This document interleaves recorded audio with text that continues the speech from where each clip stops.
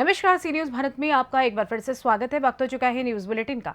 इस बुलेटिन में बात करेंगे बलिया की, जहां सीबीएसई बोर्ड परीक्षा में सेठ एमआर जयपुरिया स्कूल के बच्चों ने लहराया परचम। आगे बात करेंगे चतरा की, जहां तेज रफ्तार स्कॉर्पियो ने बच्चियों को कुचला, 2 की हुई दर्दनाक मौत।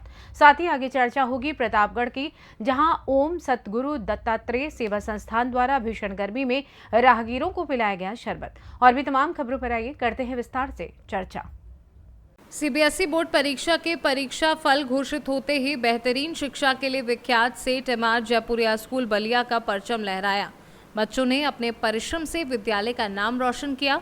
घोषित परिणाम में छात्रों एवं छात्राओं ने विद्यालय का नाम रोशन किया। 12वीं की छात्रा अमृता यादव ने 89% व 10वीं की छात्रा आर्या मिश्रा ने 94.8%, हिमांशु यादव ने 94%, इक्षिका दीक्षित 93.2%, सिद्धि श्रीवास्तव 92.8% पे रही। सीबीएसई परीक्षा में सेठ एमआर जयपुरिया स्कूल बलिया की 10वीं की छात्रा इशिका दीक्षित ने सामाजिक विज्ञान में 99% अंक लाकर जिले में टॉप किया। विद्यालय के प्रधानाचार्य अरुण यादव एवं प्रबंधक नवीन राय सहित विद्यालय के वरिष्ठ अध्यापक एवं अध्यापिकाओं ने मिठाई खिलाकर बच्चों का उत्साह बढ़ाया एवं इनके उज्जवल भविष्य की कामना की। My name is Ishika Dikshit. I studied in St. Amar Jaypuria School, Balia. I scored 93.2% in my boards examination, 10th boards examination, and I scored 99% in social studies. My name is Siddhi Srivastav. I studied in St. Amar Jaypuria School, Balia. I have scored 92.8% in my 10th board examination. Thank you very much. Myself, Ragini Singh from St. Amar Jaypuria School, and I got 84.2% in my class 10th board. Ballia से सी news संवाददाता श्री कृष्णा तिवारी की report. Chatra जिले के कोयलांचल टंडवा थाना क्षेत्र के सेरेनदाग गांव में हुए दर्दनाक सड़क हादसे में 2 मासूम बच्चियों की दर्दनाक मौत हो गई। तेज रफ्तार बेकाबू स्कॉर्पियो वाहन ने सड़क पार कर स्कूल जा रही स्कूली छात्राओं को टक्कर मार दी। इस घटना में घायल दोनों बच्चियों को प्राथमिक स्वास्थ्य उपकेंद्र टंडवा में भर्ती कराया था, जहां से प्राथमिक उपचार के बाद बेहतर इलाज के लिए दोनों छात्राओं को हजारीबाग मेडिकल कॉलेज रेफर कर दिया था। वहां से भी रिम्स रेफर कर दिया, लेकिन एक ने हजारीबाग अस्पताल और दूसरे ने रामगढ़ में रांची ले जाने के दौरान रास्ते में ही दम तोड़ दिया।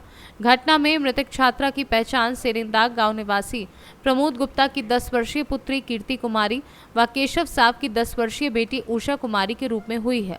इधर घटना के विरोध में आक्रोशित ग्रामीणों ने स्कॉर्पियो चालक को पकड़कर पुलिस को सौंपते हुए सिमरिया टंडवा मुख्य सड़क को जाम कर दिया है, जिससे कोयले की धुलाई के साथ साथ पथ पर आवागमन पूरी तरह बाधित है। ग्रामीणों ने मृतक के आश्रितों को मुआवजा और सार्वजनिक पथ से कोयले की ढुलाई बंद करने की मांग पर अड़े हैं। बताया जाता है कि स्कॉर्पियो में सवार लोग चुनावी ट्रेनिंग को लेकर चतरा जा रहे थे। इसी दौरान रास्ते में कोल वाहन द्वारा चकमा देने के बाद स्कॉर्पियो चालक ने सड़क पार रही बच्चियों को अपने चपेट में ले लिया। इधर टंडवा थाना प्रभारी दलबल के साथ मौके पर पहुंचे और जाम हटाने का प्रयास कर रहे हैं। हादसे में 2 बच्चों की मौत हुई है, कैसे हादसा हुआ? ये हादसा सुबह करीबन 7 बजे का है, जो एक उत्क्रमित उच्च विद्यालय सेरेनदाग में ही ये लोग दोनों कार्यरत थे पढ़ाई के लिए, और उसमें जो है सो ये लोग अपने घर से आ रहे थे और विद्यालय की जस्ट हमको लगता है 20 फीट की दूरी पर, मेन गेट की 20 फीट की दूरी पर बच्चे लोग पहुंच चुके थे, लेकिन एक स्कॉर्पियो हाईवा की चकमा देने के कारण स्कॉर्पियो जो दहना काटे और बच्चे रोड से नीचे थे, उस पर भी जाकर के स्कॉर्पियो जो है सो अपने चपेट में ये दोनों बच्चे को ले लिए, जिसमें बहुत अथक प्रयास के बाद स्थानीय लोगों के स्कूल प्रबंधन के द्वारा हॉस्पिटल भेजा गया। जो एक बच्ची का मृत्यु जो है सो रामगढ़ जाने के क्रम, रांची जाने के क्रम रामगढ़ के समीप में हुआ, और दूसरा आपका हजारीबाग में ही हो गया। सड़क जाम किए हैं अभी आप लोग, क्या चाहते हैं? सड़क जाम हम लोग किए हुए हैं। सड़क जाम करने का मेरा मुख्य उद्देश्य है कि नो एंट्री यहाँ पर हम लोग को सबसे पहला मांग है, और दूसरा मांग है कि जो चट्टीबारी या तो कोल माइन से कोयला का ढुलाव हो रहा है इस रोड से, जो नहीं होनी चाहिए, क्योंकि उनका जिला है। आप देखें कि रामगढ़ की माने बड़का गांव का अगर यदि प्रखंड है, केरेडारी का प्रखंड है, तो उस रोड से कोयला का ढुलाव नहीं हो रहा है, जो टंडवा प्रखंड चतरा जिला के माध्यम से उस कोल माइंस का जा रहा है, जो कि पहले से ही हम लोग आम्रपाली चंद्रगुप्त का और मगध का हम लोग दंश झेल रहे हैं। हजारों की संख्या में लोगों की मृत्यु हो चुकी है क्या ना। नाम हुआ आपका? मेरा नाम मोहन कुमार। चतरा से सी न्यूज संवाददाता लकी की रिपोर्ट। गावा प्रखंड के सेरुआ पंचायत में पिछले 4 दिनों से बिजली आपूर्ति ठप है, जिसके कारण ग्रामीणों को गर्मी में काफी दिक्कत का सामना करना पड़ रहा है। आपको बता दें कि बिजली की तार टूटकर रास्ते पर गिर गई और बिजली विभाग उसे दुरुस्त करने के बजाय बिजली काट रखी है। अब ग्रामीण करे भी तो क्या करें। ग्रामीणों ने मीडिया के माध्यम से बिजली विभाग से विनती की है कि बिजली व्यवस्था पुनः बहाल की जाए ताकि गर्मी में उन्हें परेशानी ना हो, लेकिन बिजली विभाग सोई है और उनकी सुनने वाला कोई नहीं है। मेरा नाम संजय यादव है। 4 दिन से इलेक्ट्रिसिटी नहीं है। मिस्त्री लोग आ रहा है, रिटर्न जा रहा है। जाल माल भी पकने का सुविधा 4 दिन से इधर मिस्त्री आ रहा है, रिटर्न जा रहा है। हम लोग यही सोच रहे हैं, हम लोग साग सब्जी लगाए, सब मर रहे, क्या करें। आज 4 दिन से यहाँ लाइन नहीं है। कंप्लेन करने के बाद आते हैं और लौट के चले जाते हैं। गर्मी से सब परेशान है। ऐसी खेती बाती पानी के बिना मर रहा है। जो बारिश साग सब्जी लगाए हैं। वो कौन सा जगह है ये? सेरुआ है, प्रॉपर सेरुआ है। क्या नाम हुआ आपका? जालेश्वर सिंह। झारखंड से सी न्यूज संवाददाता सचिन सिंह की रिपोर्ट। मई माह में पड़ रही जानलेवा भीषण गर्मी लू के थपेड़ों ने जीना मुहाल कर दिया है। भीषण गर्मी को देखते हुए ओम सद्गुरु दत्तात्रेय सेवा संस्थान पूरे बसाहू रानीगंज के सौजन्य से मंगलवार को प्रयागराज अयोध्या राजमार्ग पर प्रतापगढ़ शहर के देवकली मोड़ निःशुल्क शरबत प्याऊ पिलाने की भव्य व्यवस्था की। इस दौरान भीषण गर्मी में ओम सद्गुरु दत्तात्रेय सेवा संस्थान पूरे बसाहू के जनसेवकों द्वारा राहगीरों, बस, ट्रक, जीप कर को रोककर उसमें सवार यात्रियों को भीषण गर्मी में शरबत पिलाया गया। ठंडा शरबत पीकर राहगीरों ने ओम सद्गुरु दत्तात्रेय सेवा संस्थान द्वारा किए जा रहे कार्य की तहे दिल से प्रशंसा की और हजारों लोगों ने शरबत पीकर गर्मी में ठंड का आनंद लिया। इस दौरान ओम सद्गुरु दत्ता सेवा संस्थान के अध्यक्ष सद्गुरु लक्ष्मीकांत तिवारी ने कहा कि मानव सेवा से बढ़कर कोई सेवा नहीं है। भीषण गर्मी में प्यासे को शरबत पिलाना धर्म का कार्य है। भीषण गर्मी में हम सबको, मानव, पशु, पक्षी सभी का ध्यान रखना चाहिए। शरबत वितरण का भव्य कार्यक्रम ओम सद्गुरु दत्तात्रेय सेवा संस्थान के अध्यक्ष लक्ष्मीकांत तिवारी के निर्देशन में संपन्न हुआ।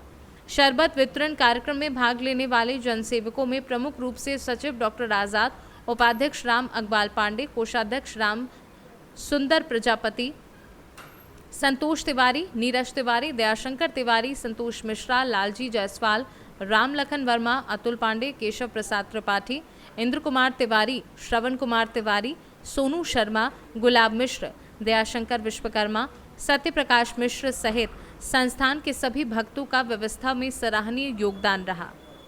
प्रतापगढ़ से सी न्यूज संवाददाता रोहित जायसवाल की रिपोर्ट। थाना निगोही क्षेत्र के गांव कल्याणपुर में धड़ल्ले से कच्ची शराब का कारोबार चल रहा है।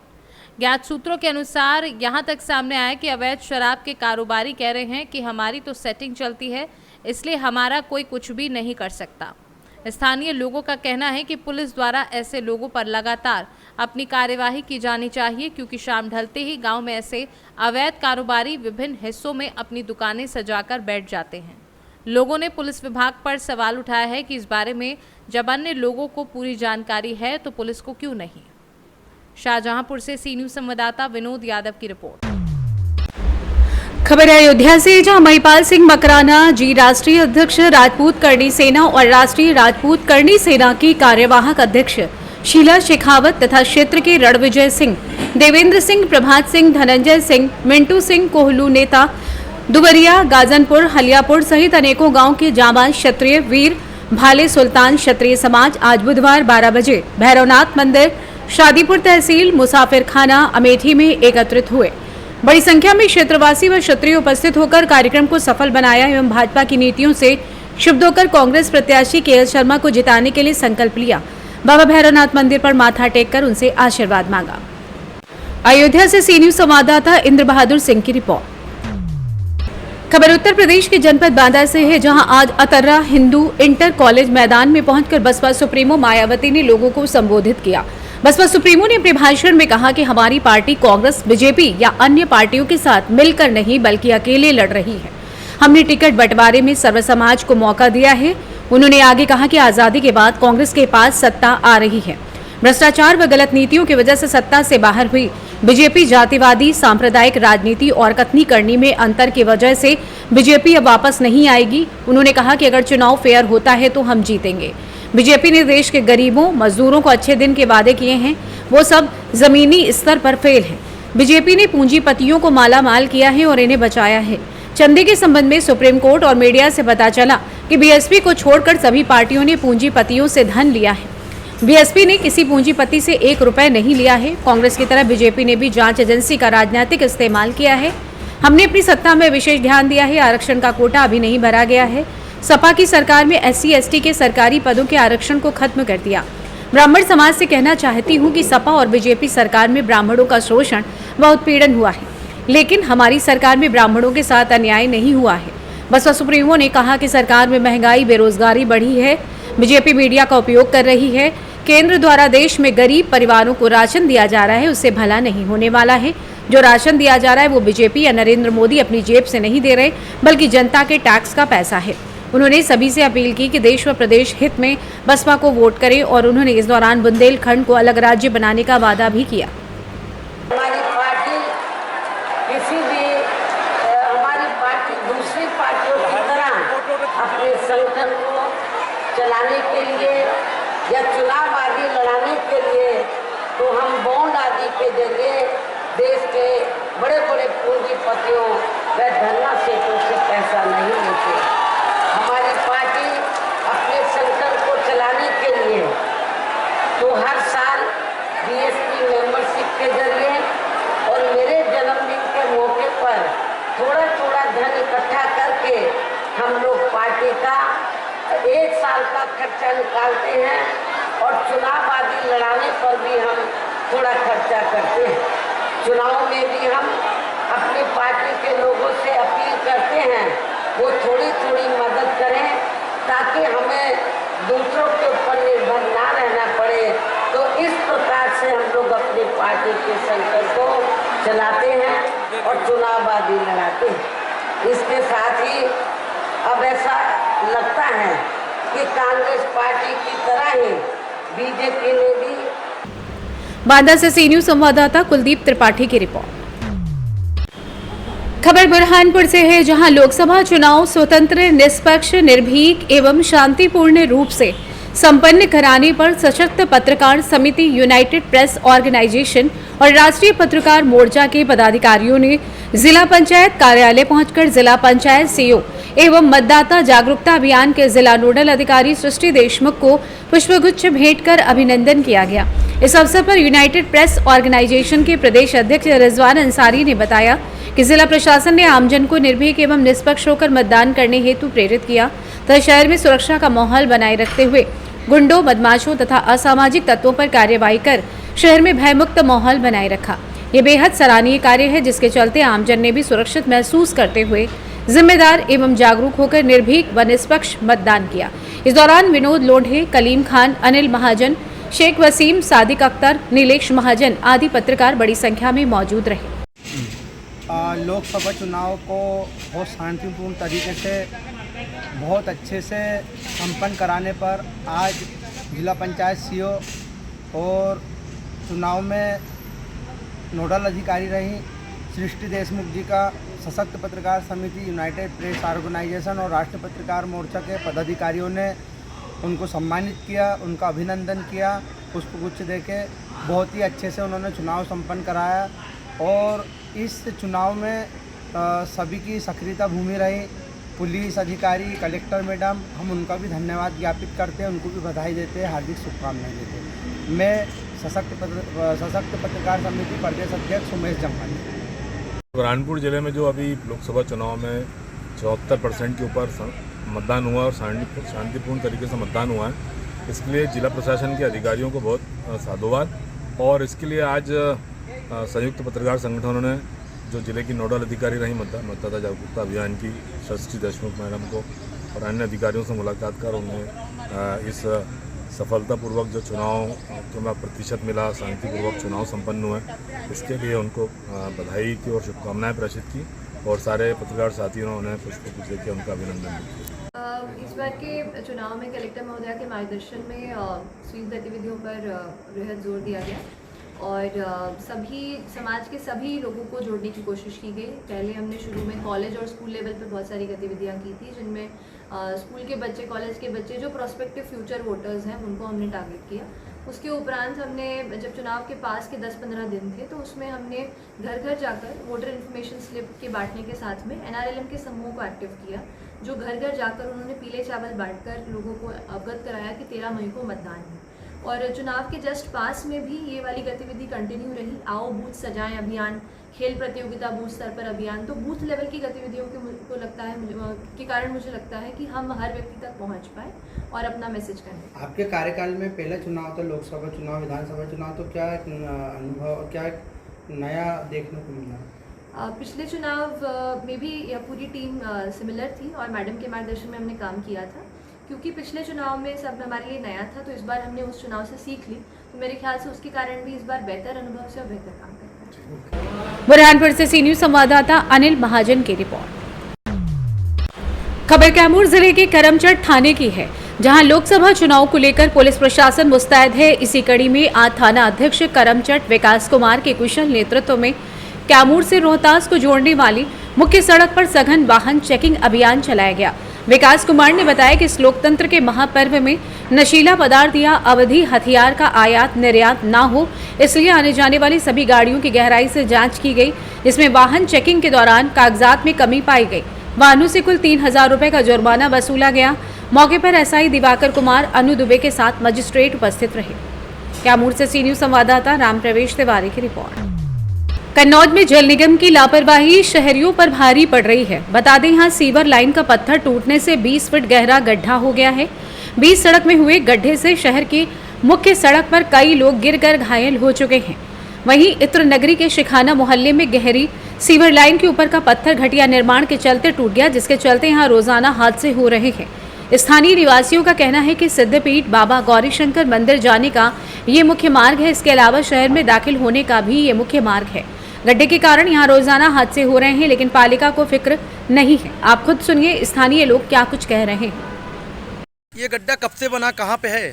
2 महीने से जो है हमारा स्कूल के पास में है साहब। अच्छा, अभी तक कोई अधिकारियों ने ध्यान नहीं दिया? कोई नहीं देखा, ना साहब, यह हादसा हो सकता है। कितना गहरा गड्ढा होगा ये?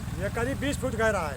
अभी तक कोई प्रशासन ने या ध्यान नहीं दिया है? ना, कोई प्रशासन। यहाँ से गाड़ियाँ भी गुजरती हैं क्या? हाँ, सब गाड़ी ठेला सब गुजरता है। क्या मुख्य मार्ग है क्या? ये गौरीशंकर मंदिर वाला रोड है ये। अच्छा, कई जगह को ज्वाइन करता है ये रोड? ये गौरीशंकर रोड है। यहाँ ये हाजी शरीफ भी जाता है? हाजी शरीफ को जाता है, गंगापुर जाता है, पुलिस लाइन जाता है ये रोड। अभी तक कोई ने ध्यान नहीं दिया? नहीं, कोई नहीं ध्यान नहीं दिया। ये कहाँ पे है? ये गौरीशंकर रोड हमारा स्कूल के पास है। यामीन जी, ये गड्ढा बना है, क्या है गड्ढा? गड्ढे से गौरीशंकर मंदिर के लिए लोग जाते हैं, कई हादसे हो चुके हैं इसमें, कई बच चुके हैं इसमें। अच्छा, ये गड्ढा कब से बना हुआ है? अभी तक प्रशासन ने ध्यान नहीं दिया इस तरफ? ये 4 महीने से खराब है। सारे अधिकारी जाते हैं मंदिर में, यही नहीं दिखाई पड़ता है। मंत्री भी गुजरते होंगे इस रास्ते से? मंत्री गुजरे हैं, सांसद गुजरा, कुछ दिखाई नहीं पड़ता है। अच्छा, ये कब से पड़ा होगा गड्ढा? 5-6 महीने से पड़ा हुआ है। अभी तक कहाँ पे है ये गड्ढा? ये गौरीशंकर रोड पे महावीरों मंदिर उमेरा इंटर कॉलेज के पास। कितना गहरा होगा गड्ढा? 15 फुट। कन्नौज से सी न्यूज संवाददाता सीबू सैनी की रिपोर्ट। फिलहाल न्यूज बुलेटिन में बस इतना ही। देश दुनिया की तमाम खबरों की जानकारी के लिए बने रहिए सी न्यूज भारत के साथ। हर खबर आपके साथ, आपके हाथ।